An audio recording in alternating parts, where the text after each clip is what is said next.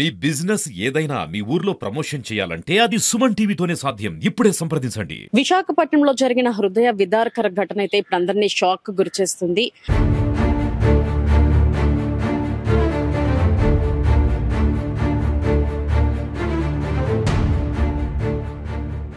అంటే సినీ ఫక్కీలో కోడలే అత్తని హత్య చేసినట్టుగా అయితే వెలుగులోకి వచ్చింది.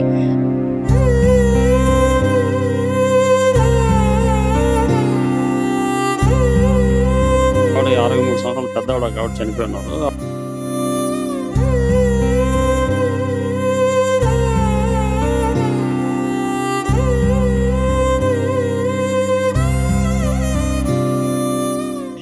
విశాఖపట్నంలో జరిగిన హృదయ విదారకర ఘటన అయితే ఇప్పుడు అందరినీ షాక్ గురిచేస్తుంది. పెందుర్తి ఏరియాలో 66 సంవత్సరాల మహిళ జయంతి కనక మహాలక్ష్మి మృతి చెందిన ఘటన అయితే కలకలం రేపింది. అంటే సినీ ఫక్కీలో కోడలే అత్తని హత్య చేసినట్టుగా అయితే వెలుగులోకి వచ్చింది.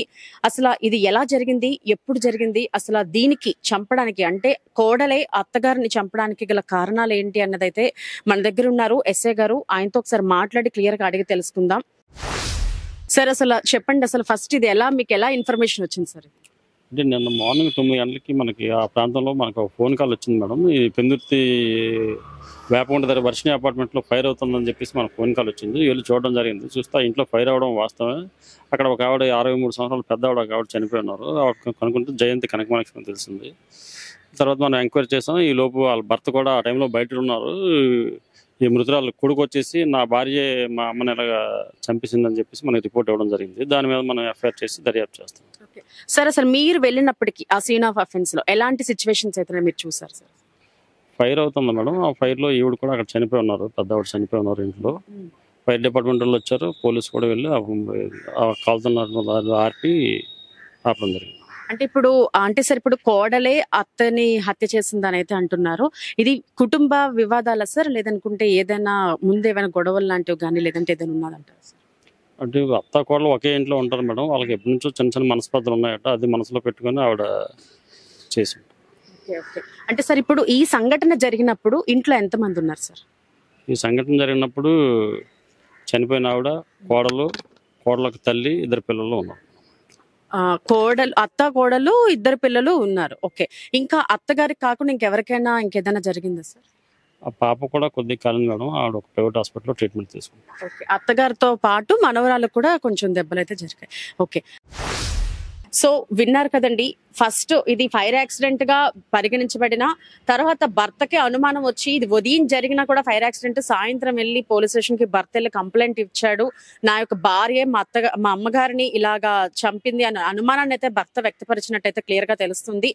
ఈ ఘటనలో అయితే కనుక అక్కడ మామూలుగా అయితే ఫస్ట్ ఆడుకుంటున్నట్టు, అంటే ఇప్పుడు అత్తగారు పిల్లలు కలిసి ఆడుకుంటున్నట్టు, దొంగ పోలీసు ఆట ఆడుకుంటున్నట్టు ఆమెను ఒక కుర్చీకి కట్టేసి పిల్లలు దొంగ పోలీసు ఆడుకుంటున్నట్టు ఇది చేసి తర్వాత ఆమె పైన పెట్రోల్ పోసి నిప్పంటించినట్టయితే క్లియర్ గా తెలుస్తుంది మనకి.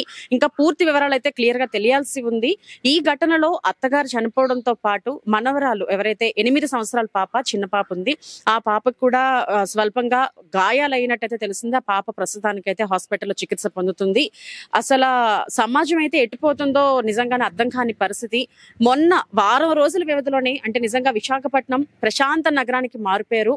మొన్న వారం రోజుల వ్యవధిలోనే MVP లో ఒక అబ్బాయి బలవన్మరణానికి పాల్పడ్డాడు. ఇది అందరికీ తెలిసిన విషయమే. నిన్న చూసుకుంటే అక్కేపాలెం సంఘం ఆఫీస్ ద్వారా నవ దంపతులు కనీసం పెళ్ళై 7-8 నెలలు కూడా గడవక ముందే వాళ్ళు సూసైడ్ చేసుకున్న ఘటన అయితే మనం చూసాం. అందరినీ కలిచివేసింది ఆ ఘటన కూడా. ప్లస్ ఒక గర్భిణీగా ఉండి ఆమె అసలు సూసైడ్ అన్నది అందరినీ కలిచివేసింది. నిజంగా అందరూ చాలా బాధపడ్డారు ఆ సిచ్యువేషన్ కి. ఈ రోజు ఇంకా కనీసం వారం రోజులు కూడా కంప్లీట్ కాలేదు. రోజు తప్పించి రోజు ఏదో ఒక విషయం అయితే బయటపడుతూనే ఉంది. కోడలు అంటే ఒక కుటుంబం ఎంతో అన్యోన్యంగా కలిసి కలకాలం జీవించాల్సిన కుటుంబంలోని ఇలాంటి సంఘటనలు అయితే ఎక్కువగా చూస్తున్నాము.